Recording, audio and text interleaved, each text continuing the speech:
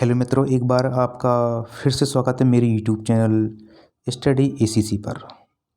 मैं सुनील बाथम आपका एक बार फिर से अभिनंदन करता हूं, स्वागत करता हूं दोस्तों। आज का दोस्तों हमारा ये वीडियो है वो मध्य प्रदेश शिक्षक चयन परीक्षा वर्ग 2 के लिए है। और दोस्तों ये हिंदी साहित्य से संबंधित है। हिंदी साहित्य के जो प्रमुख कवि हैं दोस्तों, जयशंकर प्रसाद, जिन्हें छायावादी कवि कहा जाता है, छायावादी कवि के अंतर्गत आते हैं। तो इनकी दोस्तों एक रचना इस वीडियो में समाहित की गई है, जो कि आपका सिलेबस जो जारी हुआ है दोस्तों, उसके अकॉर्डिंग है। आत्मकथ्य ये कविता है, उससे संबंधित जो ये वीडियो है दोस्तों। इस वीडियो में उनके कवि परिचय से और पाठ परिचय से सभी प्रश्न इसमें ओटी के रूप में रहेंगे दोस्तों, 4 ऑप्शन के रूप में रहेंगे। तो आप इस वीडियो को दोस्तों ध्यान से देखें, स्किप न करें, अंत तक इस वीडियो को देखें दोस्तों। और अंत में बताएं दोस्तों आपको ये वीडियो कैसा लगा। तो देखिए दोस्तों, सबसे पहले हम जयशंकर प्रसाद की कवि परिचय के बारे में पढ़ लेते हैं दोस्तों। यदि इनकी बात करते हैं दोस्तों हम, तो इनका जन्म जो है 1889 वाराणसी में हुआ था।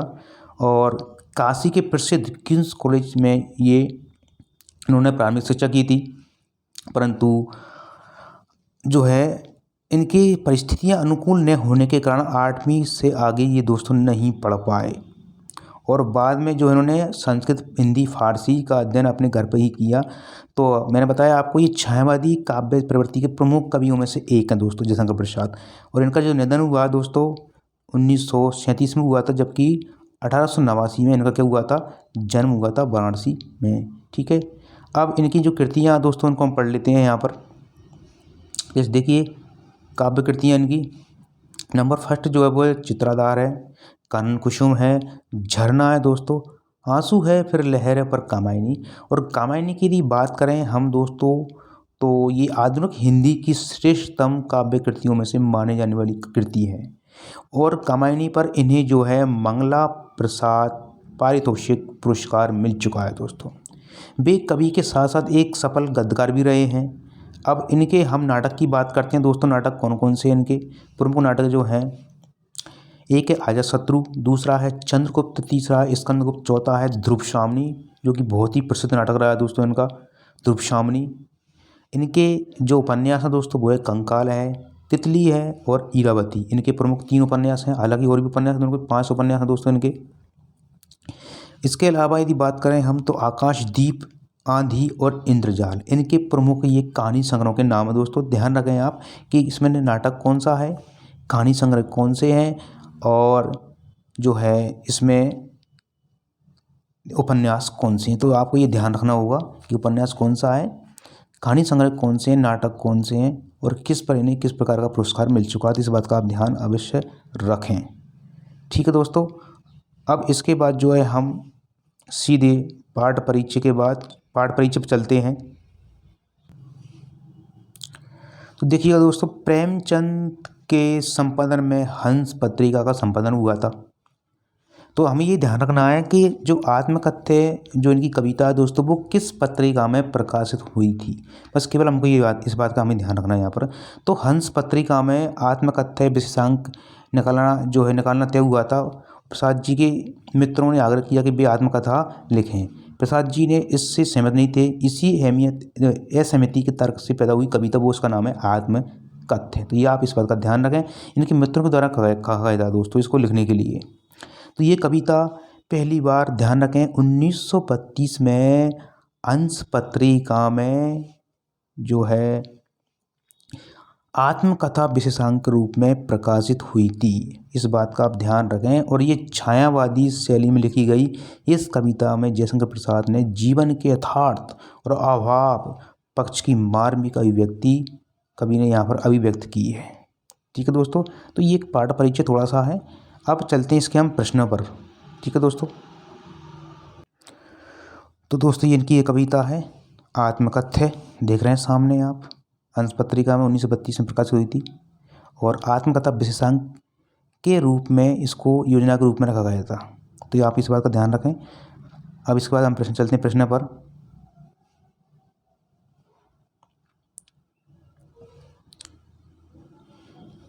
पहला प्रश्न दोस्तों, मधुप गुनगुनाकर कह जाता। मधुप गुनगुनाकर कर कहता है कि मधु यहाँ पर कवि ने किससे कहा है, भंवरा को, शहर को, या कवि के अंतर्मन को, या पुष्प को। तो इसका उत्तर जो होगा दोस्तों वो होगा कवि का अंतर्मन। ध्यान रखें, यहाँ पर भंवरा किसे कहा गया, मधु किसे कहा गया दोस्तों, कवि के अंतर्मन को कहा गया है। मुरझाकर गिर रही पत्तियां देखो कितनी आज घनी। मुरझाकर गिर रही पत्तियां किसका प्रतीक है दोस्तों, यहाँ पर ये बताना है आपको। तो जीवन में आने वाले दुखों जो है, दुख को, निराशाओं को, जीवन की अनवसरता को, या उपस्थिति को। तो यहाँ पर जिसका उत्तर रहेगा दोस्तों जीवन में आने वाली दुखों का, निराशाओं का, और जीवन की निष्फलता जो क्षणभंगुरता है, उसे कवि ने यहाँ पर अपने पाठ के माध्यम से, आत्म कथ्य के माध्यम से कवि ने व्यक्त किया। तो इसका उत्तर हुआ नंबर 4। नेक्स्ट प्रश्न क्या है देखिए दोस्तों, तुम सुनकर सुख पाओगे देखोगे ये गागर रीति में। गागर रीति से क्या आशय कवि का दोस्तों, तो खाली गड़ा है, या निर्धन है, असफल जीवन। इसने कवि ने अपनी इस आत्मकथा कविता में दोस्तों अपने जीवन जो असफल हो चुका है उसके बारे में कवि ने यहाँ पर वर्णन किया है। तो इसका उत्तर जो होगा असफल जीवन। नेक्स्ट प्रश्न है,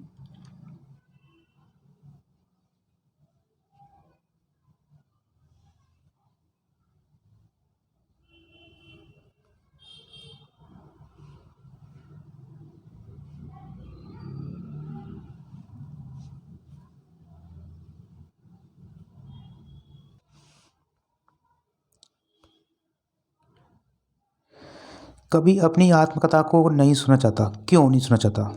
क्योंकि उसके जीवन में दुख ही दुख भरे पड़े हुए हैं। उसके जीवन में केवल असफलताएं और कमजोरियां हैं। कवि मानता है कि अपनी असफलताओं, कमजोरियों और दुखों को वह कहना अपना उपहास उड़ाना है। यदि वह अपने दुखों को बताएगा तो उसका हंसी उड़ेगी। इसलिए कवि ने इन तीनों बातों को माना है। इसका उत्तर है नंबर 4। नेक्स्ट प्रश्न है क्या है दोस्तों, गुनगुनाकर कह जाता कौन कहानी ये अपनी में प्रयुक्त अलंकार कौन सा है। तो सीधी सी बात है, गुनगुनाकर, यानी शब्द की, वर्ण की यहाँ दोस्तों पुनरावृत्ति हो रही है। इसका मतलब यहाँ पर अनुप्रास अलंकार होगा। जहाँ वर्ण की आवृत्ति होती है तो वहाँ अनुप्रास अलंकार होता है। नेक्स्ट प्रश्न देखिए आप, अपने को समझो मेरा रस ले अपनी भरने वाले। इसमें कवि किसका रस लेने की बात कही गई है? किसका रस लेने की बात कही गई है? कवि के स्वयं के जीवन की, या अपनी प्रिया की, अपने मित्र का जो उन्हें आत्मकथा लिखने के लिए कहते हैं, उपसभी। तो इसका राइट आंसर जो होगा दोस्तों वो होगा कवि के स्वयं के जीवन के बारे की। ठीक है, ये ध्यान रखें, क्योंकि उसने जब उसके जीवन के बारे में पूरा आत्मकथा जो लिखा है वो पूरे उसके जीवन पर आधारित है, पूरा पूरा पाठ। तो नेक्स्ट प्रश्न देखते हैं दोस्तों हम,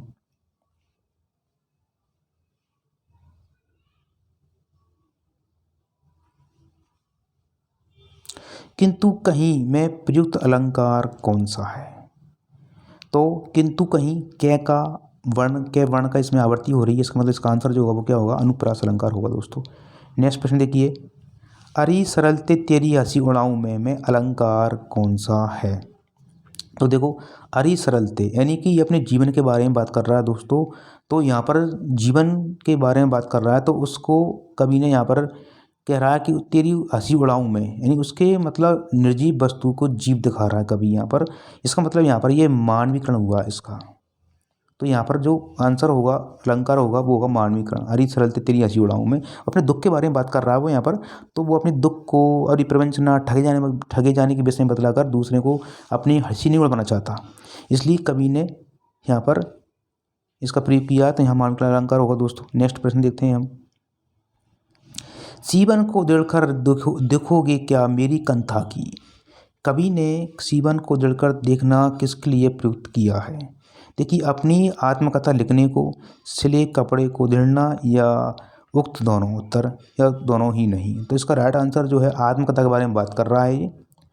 तो इसकी जो कहानियाँ जो जा चुकी हैं, स्मृतियाँ जो हैं, यादें हैं, उनको फिर दोबारा से जो है उनको अपने मन में नहीं लाना चाहता, क्योंकि इससे उसका उसको दोस्तों जो है दुख होगा। इसलिए जो है वो अपनी आत्मकथा लिखने के लिए इस प्रकार कह रहा है कि वह अपने इस जीवन को जलकर फिर से देखना नहीं चाहता।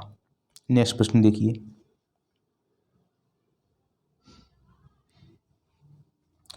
प्रसाद जी ने अपने मित्रों से आत्मकथा लिखने से क्यों मना किया?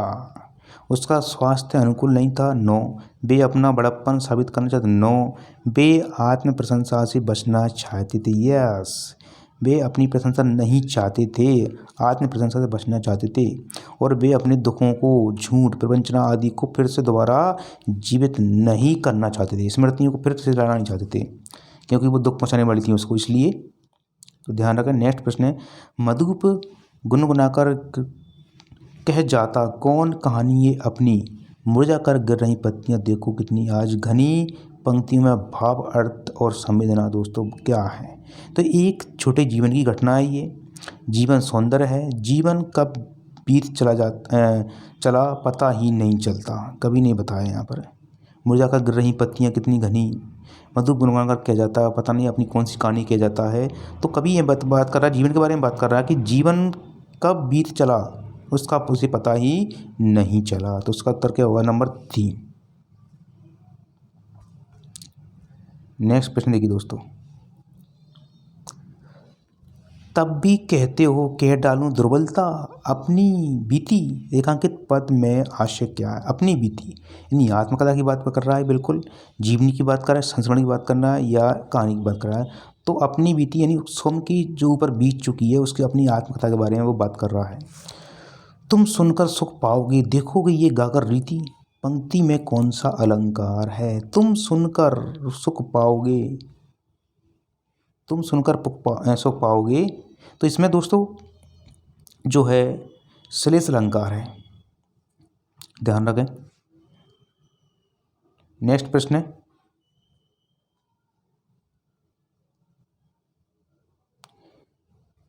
प्रसाद जी ये गागर रीति पंक्ति में गागर शब्द का क्या आशय है? बहुत अच्छा प्रश्न है दोस्तों। प्रसाद जी की गागर रीति पंक्ति में गागर शब्द किसका आशय है? जीवन है, विचार है, आत्मा है। तो गागर मतलब अपने जीवन के बारे में बात कर रहा है दोस्तों, इसका उत्तर क्या होगा? जीवन। अच्छा प्रश्न है दोस्तों, बहुत शानदार। ये विडम्बना अरे सरलते हंसी उड़ाऊँ तेरी में कई बार प्रश्न आ चुका है, लेकिन इसका उत्तर अलग अलग है दोस्तों, ठीक है, ध्यान रखें। उड़ाऊँ में कवि किसकी हंसी उड़ाने की बात कह रहा है? आत्मा की, सादगी की, जीवन की या व्यवहार की?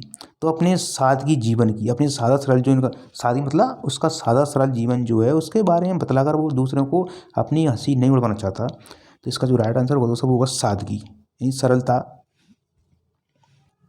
विचारों की। ठीक है, नेक्स्ट प्रश्न है, भूले अपनी प्रवंचना, भूले अपनी यह प्रवंचना औरों को दिखलाऊं मैं, प्रवंचना मतलब झूठ, धोखा से कवि का क्या आशय है? अपने जीवन की गलतियों को किसे दिखाऊं, अपना जीवन किसके सामने रखूं, अपना जीवन अनेक गलतियों से पुतला है या जीवन क्षणभंगुर है? तो देखो यहाँ पर क्या कर रहा है वो, अपने जीवन की गलतियाँ, धोखा, भूलें जो हैं उसे मैं किसी को नहीं दिखलाना चाहता, इसके बारे में कवि कह रहा है। इसका राइट आंसर क्या होगा? नंबर 1। नेक्स्ट प्रश्न, मिला कहाँ वह सुख जिसको मैं स्वप्न देख कर जाग गया, मैं स्वप्न देखकर जाग। अंतिम पंक्ति दोस्तों ये पार्ट की। तो पंक्ति में निहित भाव क्या है? जीवन रेत की तरह बह गया है, जीवन की महत्वाकांक्षा अधूरी रह गई है, जो सोचा था वह नहीं मिला और ये संसार आसार है। आसार है मतलब इसमें कोई सार नहीं है। तो जीवन की महत्वाकांक्षा क्या रह गई? उस कवि की अधूरी रह गई हैं। यही कवि ने इस पंक्ति में भाव व्यक्त किया है। नेक्स्ट, उसकी स्मृति यानी याद है, पाथे बनी है, पाथे मतलब होता है रास्ते का भोजन। प्रसाद जी किस स्मृति की बातें कर रहा है यहाँ पर, किस यादों की बात कर रहा है? अपने प्रेम की कहानी के, अपनी ज्योतिषना के बारे में, अपनी सपनों, जागृत सपनों के बारे में, या सभी उत्तर होगा अपने प्रेम के बारे में, अपने जीवन के प्रेमिका की बात कर रहा है, अपने प्रेम के बारे में बात कर रहा है दोस्तों में। इसका राइट आंसर क्या होगा? नंबर 1। नेक्स्ट प्रश्न, क्या वह अच्छा नहीं कि औरों को सुनता मैं मौन रहूं? यहाँ कवि के व्यक्तित्व की कौन सी झलक दिखाई देती है? विनम्रता की, महानता की, सरल जीवन की, बड़प्पन की? वो तो सभी आंसर इसका ध्यान रखें। विनम्रता, महानता, बड़प्पन, सरलता, सादगी सभी है दोस्तों। नेक्स्ट प्रश्न, हिंदी की प्रथम आत्मकथा, बहुत अच्छा प्रश्न दोस्तों, हिंदी की प्रथम आत्मकथा कौन सी है? साहित्य में ध्यान रखिए आप, हिंदी की प्रथम आत्मकथा कौन सी है? तो बहुत ही महत्वपूर्ण प्रश्न है दोस्तों ये। तो इसका उत्तर है आपका अर्धकथानक नंबर 3। अर्धकथानक ये हिंदी की प्रथम आत्मकथा है। तो विशेष तौर पर ध्यान रखना दोस्तों आप इस प्रश्न को। नेक्स्ट प्रश्न है, हिंदी की प्रथम आत्मकथा अर्धकथानक के रचनाकार कौन है? तो बनारसी दास चतुर्वेदी। ध्यान रखें कौन है? बनारसी दास चतुर्वेदी। नेक्स्ट प्रश्न क्या है दोस्तों, सीवन को उधेड़ कर देखोगे क्यों मेरी कंथा को, रेखांकित पद का आशय क्या है?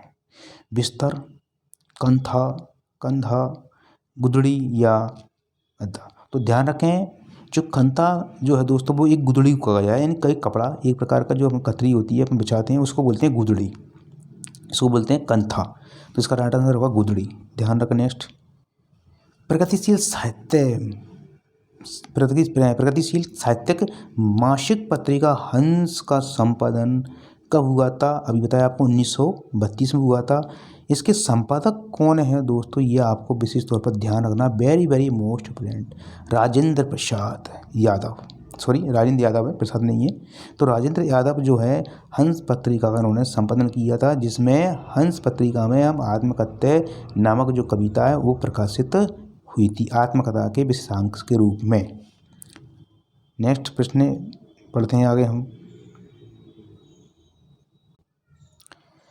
नेक्स्ट प्रश्न दोस्तों देखिएगा, प्रसाद जी की ये गाकर रीति पंक्ति में गागर शब्द का आशय क्या है? तो इसको हम दोस्तों पढ़ चुके हैं, जीवन इसका उत्तर होगा।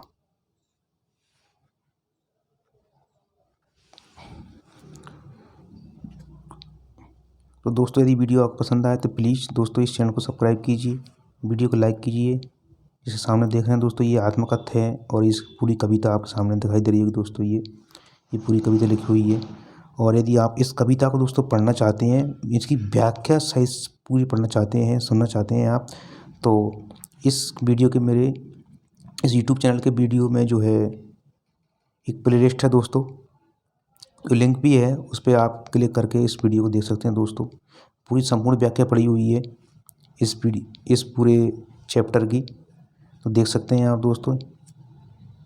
थैंक यू वेरी मच, आपका दिन शुभ हो दोस्तों, धन्यवाद।